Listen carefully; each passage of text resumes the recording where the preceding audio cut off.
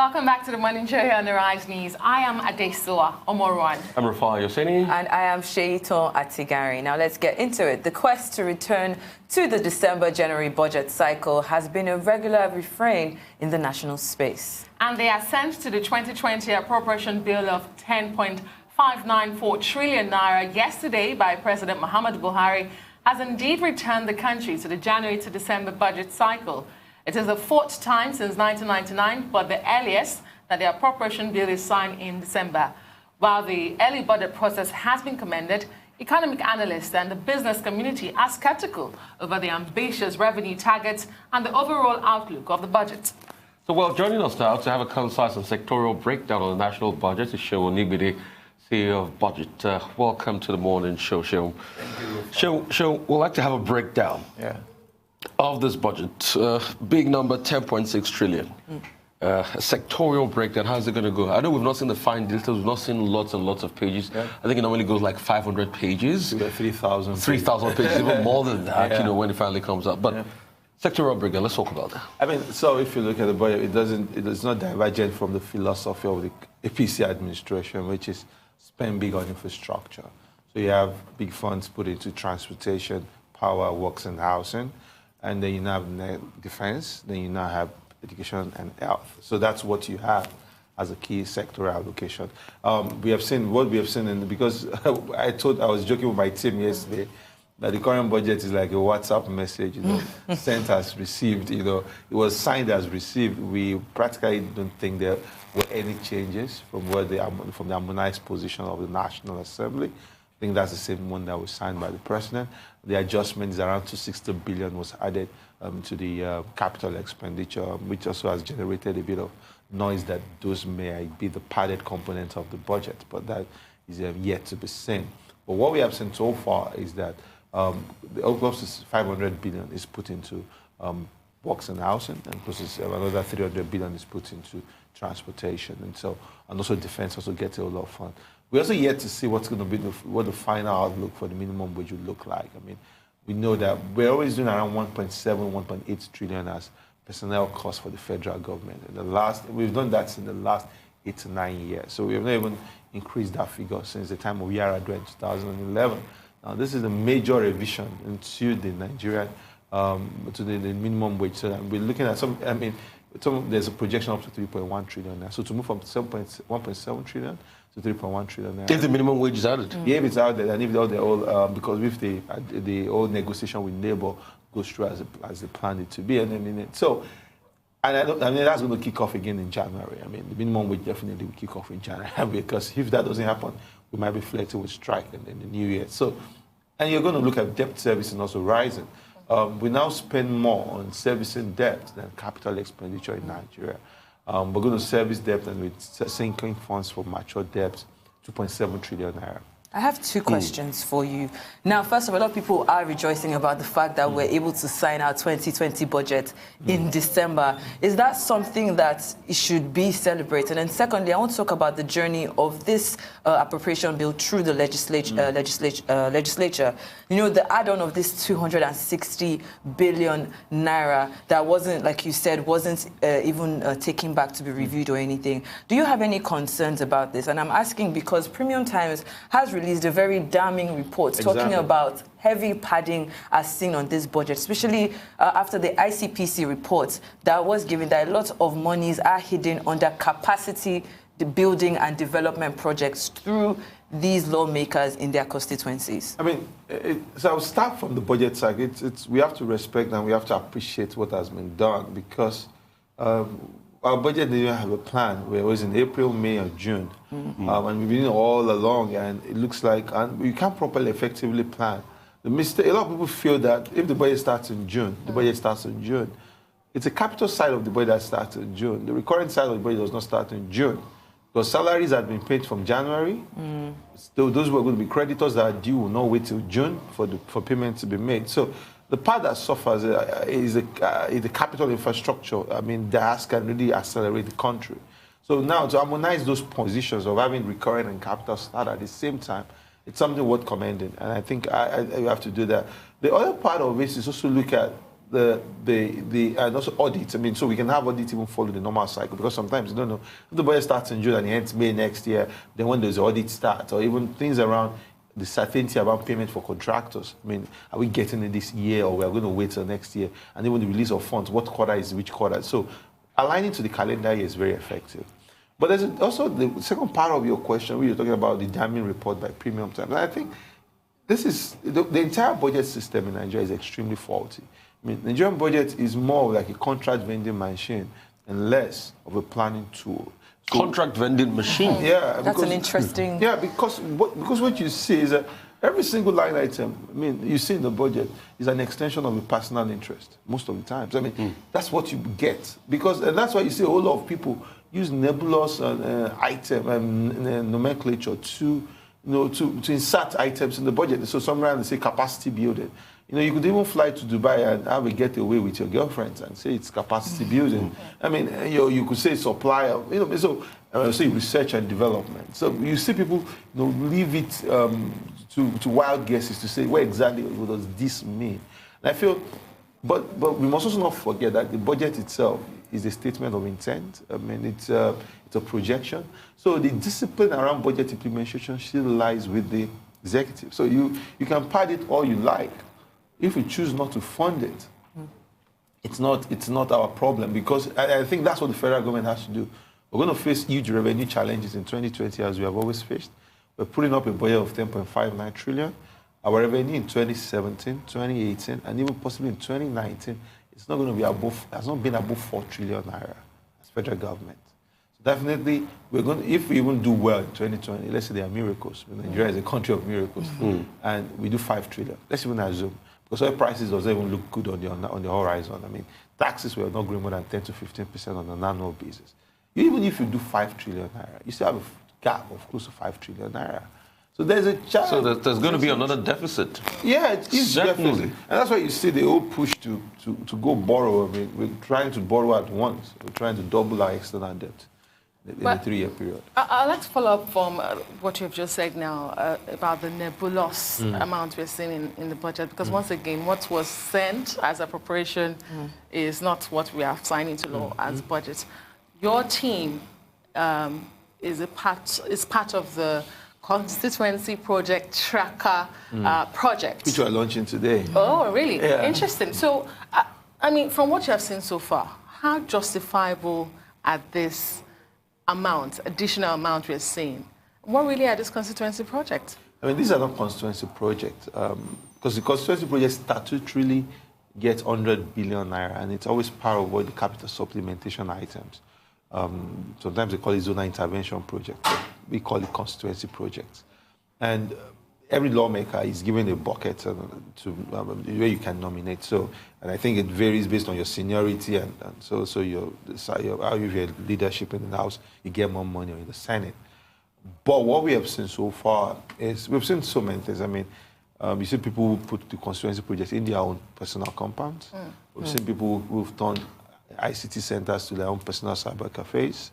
We've seen people who've labeled it to say donated by a government project. Which is illegal. Which is illegal. I mean, we've gone back and forth with the whole lot of lawmakers doing that. And so I feel the whole concept of constituency project is not wrong. I don't think it's wrong. Okay. Because you're just trying to say, as a lawmaker, and as a federal system of ours, there should be some things that should accurate to your community that we can say, because you represent us, you're able to facilitate some things directly into community needs. Now, but first problem is, I mean, we have to look at the process. The process is entirely faulty. Most of these constituency projects are executed by the lawmakers. They go and put the ministry guys under pressure and the civil servants under pressure, and they get to nominate the contractors. They keep denying that. They can't deny that, but if ICPC has a report, ICPC has a report, Akasham, they were ambulancing in his house. That's not. There was a senator in Enugu that they found he was supposed to distribute motorcycles and tricycles and sewing machines, and they were in his own compound gathering dust. I mean, so we can give. I can give you more than 20 examples. There's a guy in Nala in Zamfara that put the ball in his own compound, and he made it point to us that his compound is part of the community. I mean, how do you expect things like that? There were, even in Lagos here in Surulere, by Jabi, there were times We had to intervene to say, this, you can't put donated by on the project. You have to call it facilitated by. Right. I mean, this is a fact. These are things that I would not... I mean, but why is it that we've not... still going on this matter because we've been talking to ICPC in the last days. In fact, we had ICPC rep here on Monday. Why can't we go ahead and prosecute these people? I mean, because it contravenes the law. They have no right to come and claim this. And in some cases, it's just plain theft. When would the law come into place that we can... You have these evidences against them. When are we going to be able to prosecute them? I mean, it's all in the eyes of... I'm happy that ICPC, because for a while, no one has taken a deep look at that. And these things have to do with institutional weakness. I mean, why would a National Assembly member, whose work ends in nomination of a project, why would he or she influence the delivery of the project? I mean, it's not supposed to be. The executive has to stand firm to say, we're going to put this into an open process, an open procurement process that gives this to the best bidder. I mean, but we have not seen that. And I think that's why you see a whole lot of waste. I mean, we have solar lighting projects in constituency that didn't last 6 months. I mean, what's the whole point of that? There's one in my area in Baden where my mom stays. They put solar lighting systems there. It worked for 3 weeks, and that was it. Figurines. Yeah. We'll come back to this launch of the fast track or the tracker system you're launching today. But I want to take you back to the budget. You talked about one of the headwinds we are likely to see, which is the minimum wage, but there are several others. There's the controversial subsidy, will it be removed or not? There's the taxes, the VATs, and so many other headwinds that we're expecting next year. And when you look at the intent of this budget, because indeed it is a statement of intent, it is to sustain growth and create jobs. Do you see probabilities or possibilities? I mean, I see possibilities, and I don't want to sound all cynical about this. We're in a time that we need to take hard decisions. And to be honest, the biggest challenge in the budget system cycle now, there's also the public sector efficiency, that's on the side, but so inadequacy of revenue. So as we go along the way, there will be pressure on government to look for different means to increase public revenues. I mean, you have heard this, like, even by the on the sidelines, say communication tax.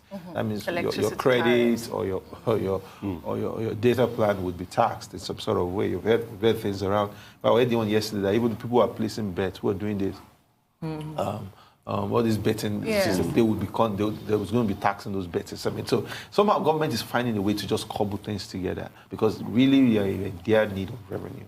Nigeria's revenue to GDP is 8%. Even in war-torn countries like South Sudan, revenue to GDP is around 12 to 15%.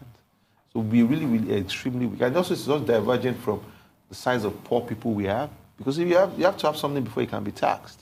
It's also not divergent. Also from how we have not properly structured ourselves as in terms of demography and in terms of census and things like that. So we're going to that's the biggest headwind in the budget system. You're also going to look at even the minimum wage. We're also going to look at the escalating cost of debt servicing. I mean, but major point is that people should be get ready to pay more taxes next year. That's something that has to be clear to everyone. And I think the other part, because that's how they're going to be able to fund this budget. The other part also is that some things have happened around procurement reform. So there's a new procurement act that was that was passed by National Assembly, I guess to be signed by the president, that really increases the mobilization fee for the contractors. So that gives more liquidity to the system. People have more money to be able to execute projects. Also the public finance bill, a lot of adjustments also for small businesses and SMEs to get much more, the reduced tax breaks. So you have CIT being reduced for some size of people. You have people who do less than 25 million turnover. Even VAT exemptions. The exemptions on people. Yeah. So it's also a good part of the businesses for small businesses. And also if we're able to get the cycle right, and we'll put more money on infrastructure. Okay. I mean, it will be helpful. Mr. Onigbinde, we'll go on a quick break now and we're back to talk some more about the 2020 budget and tracker. Stay with us.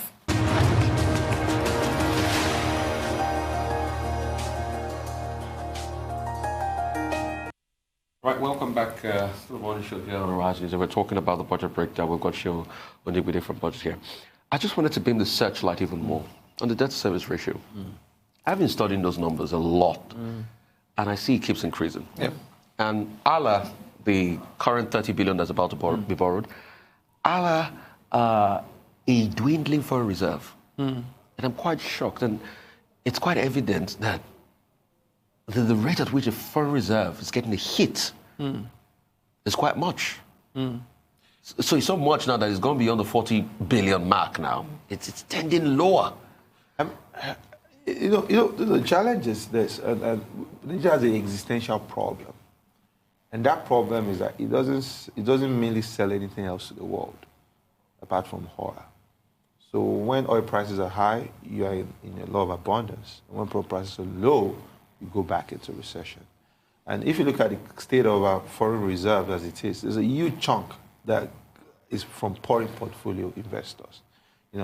So you have a whole lot of people who buy bonds and equity, and the CBN holds that money to say, go invest in the market, monetize it in naira for you. When you want to exit, we have your dollars to give it back to you.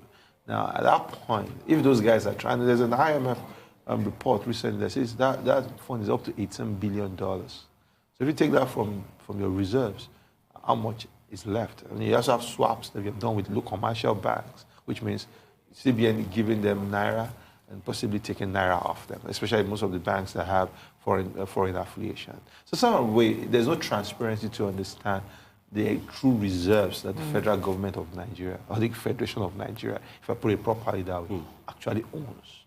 And until you see, and of God forbid, and I use God forbid because until you see a huge global crisis, that's when that's when the rain falls and you truly know how are we really standing in terms of the size of the portfolio. But I think it's something where the way out is to grow our reserves by investing in non-oil export. We have to sell everything else to the world apart from oil. But we can still do very well, Seun, even with oil, because the problem is that we just tap into the crude oil part. We've not even cracked petrochemicals, which is even more important than petrol itself. Yeah. Petrochemicals will bring more money than petrol itself. We're talking about gas. We still flare a lot of gas. But if you look at it, Nigeria runs a rentier system. It's like a landlord who left a huge property for his son. The man died, and all the son, instead of even clean up the house, fix it, all he does is come every year and just pick up rents. That's what we've done with our system. Quickly, they say Dangote refinery will bring in $10 billion US dollars. Will save us $10 billion US dollars. Would that add some fecundity to the economy when it comes upstream? I think that would change, but it wouldn't change so much. And two things. One, he made a comment recently about him also trying to keep some funds for family, and that's very fair on him. Secondly, it's also, he did not only raise debt from local banks for this refinery, he also raised external debt for the refineries. So definitely that also means that you would have to repatriate capital at a point to pay back. But I think it's going to make a dent in a significant way, but it's not like this is going to just... and also don't forget that when NNPC is given its allocation of crude, NNPC actually sells that crude in USD. That's what it is. It's just that NNPC has turned into a black hole. How those funds are managed, nobody understands, because that's where it takes all its operating costs and all those things from. So definitely, you also, when you sell crude to Dangote, are you selling to Dangote in naira, or would you do selling to him in dollars? The whole of dynamics. So before you to just make an assumption that this is going to save us $10 billion, I don't think it's going to be that big. Two quick questions. One other area of concern when it comes to the Nigerian budget is the level of implementation. From the work you have done in budgets over the years, we rarely see capital projects being executed. They're usually abysmal by the end of the year. What is responsible for this abysmal performance of implementation of the budget? And secondly, I wanted to ask you, there's so much focus on the national budget by the federal government. How are the states doing? How are the state budgets performing? Any better? Okay. So the first one is that if you look at the preference of payments, if I use that word, who gets paid first in the Nigerian system? The salaries get paid. Overhead costs. Creditors get paid, because we want to make sure you retain the ability to borrow. Statutory transfers, which are the National Assembly, the Judicial Commission, the INEC, and the rest, they have to statutorily get their funds. So the last layer, after you have taken order, is the capital expenditure. So what suffers really is the capital expenditure. That's what takes time. And also by the cycle of payment, you also have procurement that could last to 3 to 6 months before it's completed. That even makes it much more difficult. So in some sort of way, what we have is that with the little revenue we get, we put priority on the recurring component first. So that's why even a lot of times people say the budget ratio is 70-30.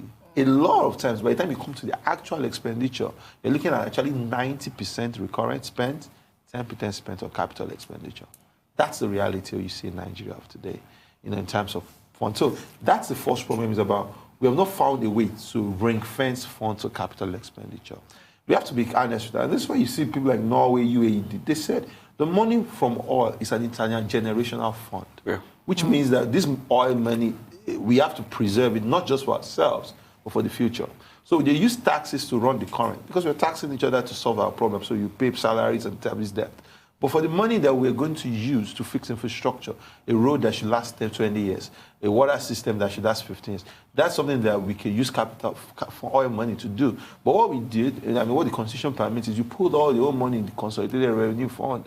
Then you now start doing shuffling to say who blinks first. So we pay creditors, we pay salaries, we pay overheads, we pay salary transfers, and we now begin to scrape the bottom of the barrel. There's nothing left for capital exit.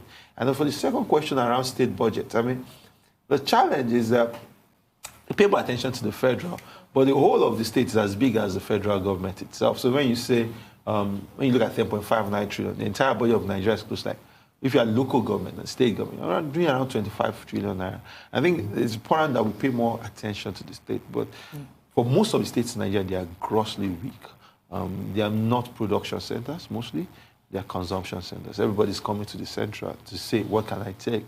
Nobody's asking the question, what exactly am I giving to the center? And we're taking, if you take out oil, and you take out CIT, and you take out maybe railway tax, most of that just belongs to maybe 7 states. When you put the Niger Delta state and Lagos and a few states in the north, practically most of the states are just feeding off the central port. So, the states, the ability to position states as production economies is something that has to first come in the front burner. Because all of them, only 4 states have been able to pay the minimum wage. Lagos, I think Kaduna, I think Adamawa, and maybe one extra state. Most of the states cannot pay 30,000 naira minimum wage. They can't. You mentioned the black holes and mismanagement of funds, and I still want to go back to the implementation and supervision of this budget. How does it trickle down to the everyday man? Because people are watching this now, and we're mentioning all these figures, and they just want to know, how will it affect me on a regular basis? I'm trying to understand how it trickles down to the development of the nation when it comes to implementation and supervision. And you have also mentioned, you're launching the constituency project report. So we're launching our 2018 constituency project report, which we will look at the entire implementation of all the projects we track. We tracked over 1,479 projects. In how many states? In 26 states. Okay. We're extending to 33 states next year. And it's all just a mix of everything. So we're looking into that. The other part is, you talked about implementation. The federal government, like I said from the beginning, the Nigerian budget is more close to the money than close to planning. Everybody looks at them. And that's when you look at the Nigerian budget, just a list of line items. You don't see a proper thought. It's to say, this is why we're putting 400 billion to education. And this is our thesis, this is our plan for the education sector. What you just is a list of items. We read South African budget, it doesn't happen that way. There's a long form of writing that says, this is what we want to do in education, and you back that up with writing. And so what you have is people just want to get projects done. And sometimes it doesn't just align at any point. And I feel the revenue issues is there. Also the corruption is there, because in the system that is corrupt, you give someone a contract of 100 billion, you're taking 20 billion or 25 billion already. You release him maybe 40 billion as mobilization fee. He's struggling to get 15 million financing. You have lost the moral right to police the quality delivery of a project, because already you have also taken the chunk of what should make the project work. So some sort of way, the whole shoddiness that you see around public projects or shoddy work, it stems from corruption within the system, and how people, especially in the civil service, that are meant to query or interrogate the project, they have lost their rights. But is there any push for prosecution, like Rufai mentioned? Because it's one thing to give a report. There's so many reports out there that actions have not been taken on. Do you plan to push for prosecution with this? We have, beyond the constituency project, we're working with ICPC. We are part of the side, we have one of their silent partners. We do a lot of work with them in the early stage until now. So as we do this 2018 constituency report launch, we will have a parley with them in January. By the time we resume and to say, this is our report, this is what we found, and they can go forward. Tracker Plus, are you working with the lawmakers as well? Because they say they feel targeted, that, the ICPC seems to be targeting them, which the ICPC has refuted over and over again. Are you working with the lawmakers? Because they also have complaints, for instance. They say the sample size is not enough. You've not gone round the country to see the effect of their constituency projects. 26 states is big sample size. out of 36. You're just shy of 10. They say it's not big enough of it. They say, what projects are you monitoring? So are you working with them? Because these are supposedly their constituency projects. So two things. So I think the biggest argument they've always had is that looking at a capital project of 2.6 trillion, ours is just 100 billion. So what happens to the 2.5 trillion naira? They feel that the extreme attention on the constituency project is just stems from how we're just constantly, dumped down, or try to brush aside the legislative harm. But I say, firstly, is the biggest organ of accountability in the democracy is the National Assembly. You're the one who oversees everyone. You are the assembly of the people. For the biggest element of legitimacy in the democratic system is the parliament or the assembly, because that is the congregation of the Nigerian people. So you should try as much as possible hold everyone else to account, the executive on this capital project, while the public also tries to hold you to account. They also stopped doing their oversight function. Because if the National Assembly does its oversight function, the things will be far, far better than Okay, this. real quickly as we wrap up, when is the fine print going to come out? The line-by-line analysis, that 3,000-page document of the budget? When is it? It should be out on Friday. It should be out on Friday. So there's a public, tomorrow is the public presentation of the approved budget. And Abuja, so by Friday, we should have it online. Once there's definitely, we'll still come back and scrutinize that when that comes out and look at it very strongly. But I'd like to say a very big thank you. Thank you. Thank you.